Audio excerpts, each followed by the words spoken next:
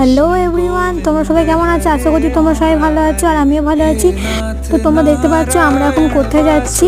তো আজকে আমাদের গ্রামে আছে নবদ্বীপ থেকে আগত শ্রী চৈতন্যের চরণ পাদুকা আসবে, আমাদের মন্দির উদ্বোধন হবে, তো সেই কারণে আসবে। তো দেখতে পাচ্ছ এখানে ঘোড়ার গাড়ি করে আমরা মিলে আনতে যাচ্ছি।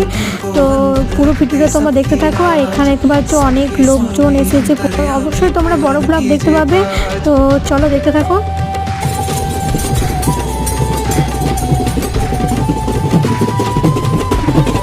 ফাইনালি অনেকক্ষণ ওয়েট করার পর, এই রোদে গরমে অনেকক্ষণ ওয়েট করার পর তারপরে ঠাকুরের শ্রী চৈতন্যের চরণ পাদুকা চলে এসেছে।